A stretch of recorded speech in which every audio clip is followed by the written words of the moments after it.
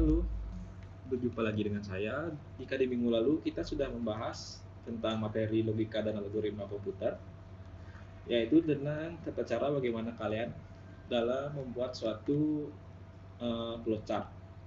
Dan selanjutnya hari ini kita akan membahas materi kedua, yaitu peta minda atau min mapping. Nah, kita masuk dari pengertian peta minda dulu. Peta minda adalah suatu ilustrasi grafis yang konkret dan dapat menunjukkan bagaimana suatu konsep saling berhubungan atau terkait dengan konsep-konsep lain yang termasuk kategori yang sama. Dan peta minda dapat merupakan suatu skema atau ringkasan dari hasil belajar. Selanjutnya kita pergi ke manfaat dalam memetakan ide.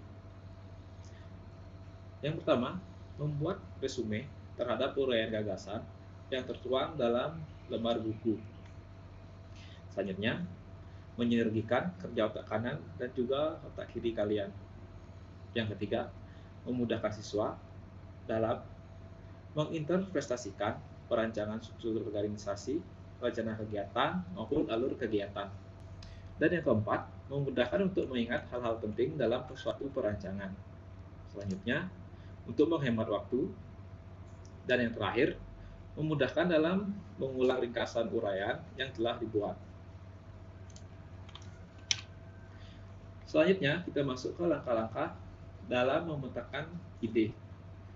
Atau nanti kita bagaimana langkah-langkah dalam membuat suatu peta minda. Yang pertama, menentukan tema utama untuk dijadikan subjek ataupun judul pengembangan ide.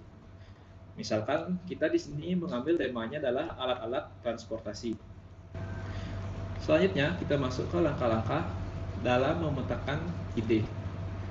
Atau nanti kita bagaimana langkah-langkah dalam membuat suatu peta minda. Yang pertama, menentukan tema utama untuk dijadikan subjek ataupun judul pengembangan ide. Misalkan kita di sini mengambil temanya adalah alat-alat transportasi. Nah, langkah keduanya adalah identifikasi cabang-cabang yang memungkinkan ada dalam tema tersebut. Nah, tadi kita sudah menentukan temanya yaitu alat-alat transportasi. Jadi bisa kita cari di sini. Subtemanya adalah alat transportasi darat, alat transportasi air, dan alat transportasi udara. Nah, dari langkah kedua tadi, dari langkah identifikasi cabang-cabang, langkah ketiga adalah menentukan. Dari subtema tersebut dapat dikembangkan lagi dengan sub-sub item yang mungkin muncul sebagai pelengkap agar semuanya menjadi detail. Misalkan dari cabang-cabang tadi kita kan menemukan dari alat transportasi ada cabang-cabangnya, itu ada alat transportasi darat, air, dan udara. Nah, sekarang sub dari temanya supaya dia lebih lengkap dan detail.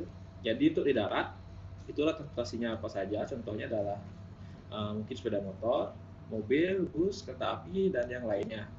Dan untuk di air mungkin ada kapal laut, ada speedboat, ada perahu, dan yang lainnya. Dan untuk di udara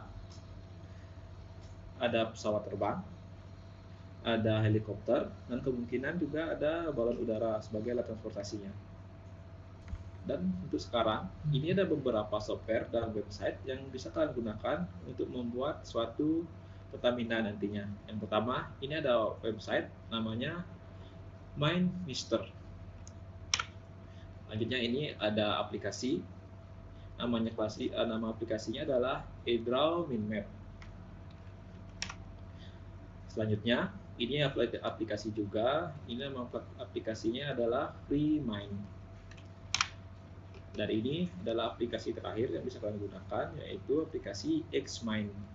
Jika kalian ingin mencobanya atau mungkin ingin mendownloadnya, silahkan cek di kolom deskripsi nantinya. Nah, setelah aplikasi dan software yang kalian ketahui, sekarang kita pergi ke contoh penerapan peta minda atau cara membuat peta minda. Contoh peta minda itu kayak gimana? Yang pertama, tentunya kalian perlu membuat satu uraian untuk menentukan tema, subtemanya apa, dan detail dari subtemanya itu apa. Contohnya di sini kita ambil adalah temanya alat transportasi. Subtemanya di sini ada 3, yaitu darat, air, dan udara. Nah, dari subtema tersebut akan memunculkan satu detail agar hasilnya lebih lengkap. Dari darat, kemungkinan ada sepeda motor, mobil, dan bus. Dan untuk di subtema air, ada kapal laut, mungkin, atau speedboat. Dan untuk di subtema udara, ada pesawat terbang, helikopter, dan yang lainnya. Kita masuk ke contoh yang kedua. Nah, di contoh yang kedua ini, di sini kita mengambil temanya adalah binatang. Dari subtema binatang, kita bisa menentukan jenis-jenis binatang itu ada apa saja. Misalnya di sini subtemanya ada binatang amfibi, unggas, mamalia, fishes, yang terakhir ada reptilia. Kita mulai dari subtema amfibi. Di subtema amfibi ini ada katak, salamander, yang ketiga ada kura-kura, dan yang lainnya. Selanjutnya kita masuk ke subtema yang kedua, yaitu ada subtema unggas. Di unggas ini ada ayam, kasuari, dan angsa. Selanjutnya kita masuk ke subtema mamalia. Mamalia ini adalah hewan yang menyusui. Yang pertama ada paus, ada kuda, ada sapi, dan yang lainnya. Selanjutnya ada fishes atau tema fishes. Ini adalah hewan yang hidup di air. Contohnya ada ikan bawal, ikan nila, dan ikan lele. Yang terakhir kita masuk ke subtema reptilia. Di reptilia ini ada contoh ular, komodo, dan iguana.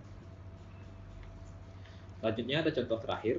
Kalian bisa langsung baca contoh ini di materi yang sudah saya berikan di Google Classroom. Selanjutnya ini ada soal latihan. Di soal ini tidak perlu kalian gunakan. Silakan pelajari materi yang sudah saya kirimkan di Google Classroom-nya. Dan untuk minggu depan, saya pastikan akan ada ulangan. Jadi misalkan kalau kalian masih ada yang belum dipahami, silahkan hubungi nomor yang sudah saya share di Google Classroom-nya. Itu nomor saya pribadi. Oke. Semoga dari penjelasan tadi, kalian bisa mengerti bagaimana pengertian dari Pertamina dan bagaimana cara membuat satu Pertamina, dan agar kalian ada bayangan bagaimana sih bentuk Pertamina tersebut.